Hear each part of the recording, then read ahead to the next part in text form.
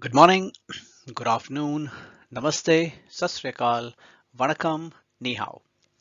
This is Prashant, and we shall today be discussing about the cybersecurity for small businesses, the fundamentals presentation, as part of Info 814 Security in Forensics class. No matter the size of your company or organization or where you're working, cybersecurity is a crucial element for continued success. This cybersecurity for small businesses, the fundamentals presentation, can be used to share the how-tos of cybersecurity as recommended by NIST, which is the National Institute of Standards and Technology. In the small business community, some may think if you are really small, no cyber criminal would ever attack you. You might think, I have relatively little of value. Why would anybody choose me or us to target? Or perhaps even worse, that cybersecurity is a problem only a company with a technical staff can address. Cybersecurity is an important concept to every organization, large or small. In fact, the smaller your organization, the more vulnerable you may be. According to Verizon 2020 Data Breach Investigation Report, small businesses are 58% of data breach victims. Now, a data breach, as by definition, is a security incident when sensitive, protected data is lost, shared, accessed, copied, stolen, etc. Unlike the breaches impacting large publicly traded companies, when a small business is hit with a breach, it may not become public knowledge or get reported in the local news.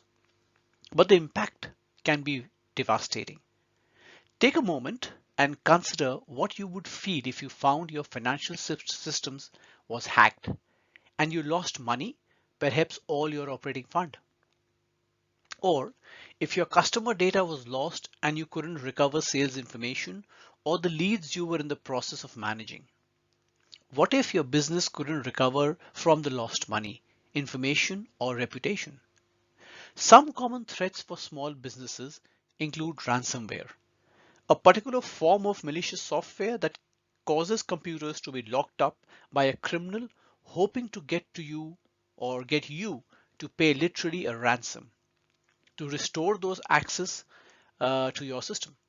Now, ransomware is often introduced to your environment by otherwise friendly services like email.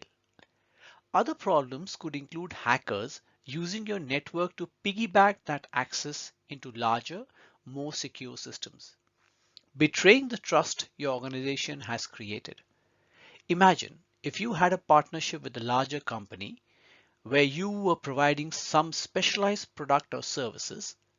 Now imagine if your lack of secure systems or training has allowed a threat to compromise not only you, but your partner.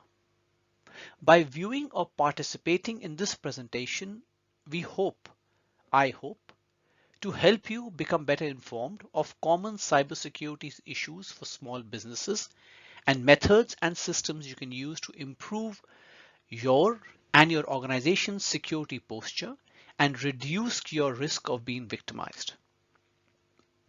You'll also become familiar with the resources that you and your business can keep learning about this topic and organizations that may stand ready to assist you. Do not feel you can't address this as a problem and if the problem is someone else's.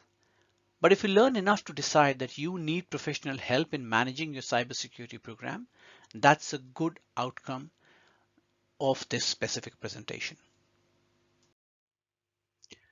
Understanding why cybercriminals do what they do. A whopping 41% of the motives behind recent attacks was to demand a ransom. Yet another 27% are due to insiders, an employee stealing or selling proprietary information like customer list or product designs. It's usually an outsider in an organized criminal syndicate attacking large number of targets in hope of successfully breaching the organization's defenses or encrypting the data for ransom. All industry sectors are vulnerable as this particular chart on the slide indicates. When we consider that the most common businesses in New Zealand are small businesses, we also need to understand the importance of addressing the cybersecurity needs of this business segment. 95% of New Zealand employees or employers are micro businesses with fewer than 5 employees. That means a remarkable 1.8 million micro businesses. These employees likely do not have dedicated security staff, but they have the same need to be cyber aware and safe as any large enterprise organization. It is for this type of organization that standards like NIST, etc., have come up. When a small business around New Zealand were asked about the issue that are most concerned about, they mentioned phishing schemes, ransomware attack, financial frauds, and technical support scams, as well as cybersecurity basics. Some business owners also wanted information about how to protect their company's mobile devices and a list of questions that should have that they should ask the vendors to ensure that the systems are secure. Now, every small business wants to minimize the risks that might harm their ability to continue operating, cost them money, or damage their company brand. Understanding cybersecurity and taking action is a best practice to mitigate risk and provide a way to recover from unanticipated threats, cyber or otherwise.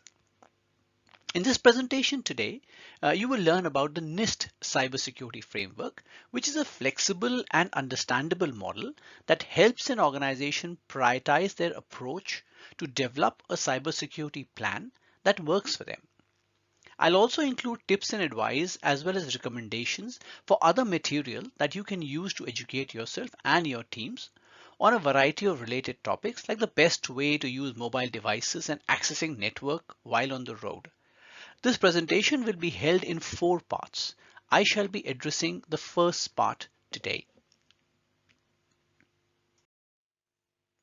If you would have observed on the previous slide, I had the definition of cybersecurity, but I have jumped ahead so that you can think a little about it. Now, defining cybersecurity can be difficult and you may find some definitions that fit the business and industry better than others. At NIST, one definition in use is the prevention of damage to, protection of, and restoration of computers, electronic communication systems, electronic communication services, wire communication, and electronic communication, including information contained therein, to ensure its availability, integrity, authentication, confidentiality, and non-repudiation. Now, this particular thing comes from the glossary of the NIST website. Let us now review a conceptual model to help you to start to consider the elements of the business that are at risk. Now, assume you are part of a business and I will now address all materials to your business. The goal of your cybersecurity plan should be to protect not only from criminal activity, but also from inadvertent harm, such as never or rarely backing up your data and then suffering a mishap like an office fire or theft and losing important files and information. And the systems we rely upon are increasingly complex. Consider your home computing environment. Each member of your family may have a computer, a tablet, a phone. You may use it in the cloud storage and backup systems. Your digital camera memory can have the images of your family vacations or major life events, as well as more mundane but important images. At work, your information is more financially critical, but just as complicated, if not more so. Customer and employee information, including personally identifiable information or PII, is another aspect we need to take care of. Sales information and product design data, emails about future business plans. The list is endless and varied about what you got to keep safe, reliable, and protected. When you are securing the information of your family or that of your business, it requires detailed consideration to remain safe. Not only do we need to remain vigilant, but we need to prepare for bad things to happen and plan for ways to recognize the problem and recover from it should an attack or loss occur. Let's consider some real world example of cybersecurity nightmares from companies which you may be owning or maybe you become part of. A medical transcription company failed to properly design their online portal, allowing patient records to be accessed in the open. Known case, documented case. An Alaskan real estate company hit by the DMA locker ransomware. The hacker asked for payments of 4 bitcoins to decrypt their files. As of July 2020, one bitcoin is approximately 14,500 New Zealand dollars. An accountant was hit by a keystroke logger malware, causing his client returns to be filed fraudulently. A church's finance person email was hacked, leading to $500,000 being stolen from the church. Another scary aspect of small businesses cybersecurity is that you may not even be aware that there is a malware on your system or data has already been breached. I mean, a nationwide survey as recently as January 2020 showed that 60% of small and medium businesses have been victimized, but many don't even realize it. I'll request you to now take a moment and think about all the devices, systems, and data you are working with in your life. We've had this exercise in the past, but just remember that there is something that you need to keep track of. One definition of information security is the protection of information and systems from unauthorized access, use, disclosure, disruption, modification, or destruction in order to provide confidentiality, integrity, and availability, also called as the CIA triad. The careful implementation of information security controls is vital to protecting an organization's information assets as well as its reputation, legal position, personal, and other tangibles or intangible assets. At NIST, the three tiers of confidentiality, integrity, and availability are addressed in more details in the special publications, which is titled An Introduction to Information Security. You may find the link online and you can review those resources. Now, looking at the three tiers of objectives, what do they mean? Confidentiality means what is restricted information remains restricted and the control to maintain that are upheld and secured. Integrity consideration include both data and system integrity and the need to guard against someone modifying or destroying them or causing concerns about reliability. Availability considerations refer to the need for you to get to your data and information without disruptions. The business objectives are typically supported by a focus on all of these three areas, but to differing degrees. An e-commerce organization may be very focused on availability. A small healthcare organization focused more on confidentiality of patient information. This use case segmentation varies from business to business. Let us look at the pillar of confidentiality a little more.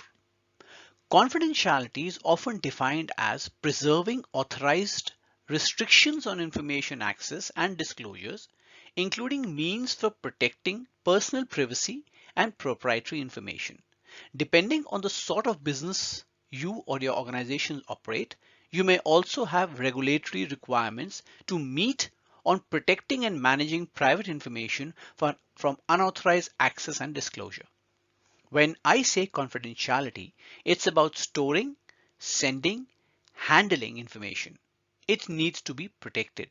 You need to ensure that the trust given to you by customer and business partners is met by procedures to protect the valuable information you are managing.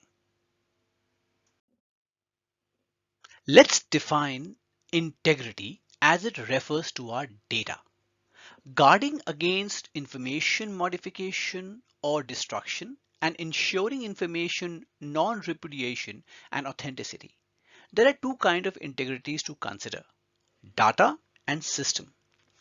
Data integrity means that the property that data has not been altered in any unauthorized manner. Data integrity covers data in storage, during processes, and while in transit. This might imply you test your backup to ensure that you are recording your information accurately. System integrity, on the other hand, is the quality that a system has been when it performs its intended function in an unimpaired manner, free from unauthorized manipulation of the system, whether intentional or accidental. Here you might ensure someone doesn't have access they shouldn't, like a student shouldn't be able to get into the Moodle teacher's gradebook and change their D's to perhaps an A. That might be data integrity. When we say integrity, it means you're making sure the information you stored remains accurate. Example, relying upon historic sales information. Coming now to availability. Availability means ensuring timely and reliable access to and use of information. You need your website to be up, your ordering systems active, your inventory and shipping systems working 24/7. Concerns about availability may cause you to select equipment with a low repair reputation because you can't risk any downtime. Imagine if a cybercriminal could shut off your systems. If your business can't pull information, process a sale, place an order, how long will you stay in business? Small businesses don't always realize that despite their smaller size and lower profile, they could be a much bigger target to cybercriminals than a bigger organization. There are three reasons why your business could be attractive to bad actors and why you should need to invest the time and resources to prepare and protect against an attack. Number one, vulnerability. First, small businesses may lack the staff and resources of large organizations to invest in their cybersecurity systems, and as a result, just might be easier to hack. Second, many attacks are automated, infected email going to hundreds of thousands or millions of addresses or via intrusion on web addresses all over the world. Sometimes small businesses just get swept up in a broader attack vector.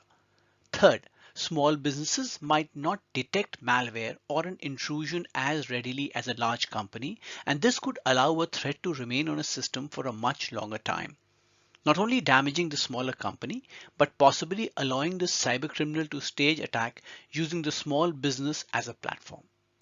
Second, business cost. It's likely to be more painful for a smaller company to address a cybersecurity attack and recover than for a larger company. There can be significant costs to recover from common cyber attacks. And if the small business loses intellectual property in the process, it's possible that the business will never be able to fully recover. Your business might not have cyber insurance or consultants you can leverage. Dealing with the aftermath of a cybersecurity attack has a steep and painful learning curve to climb during a crisis.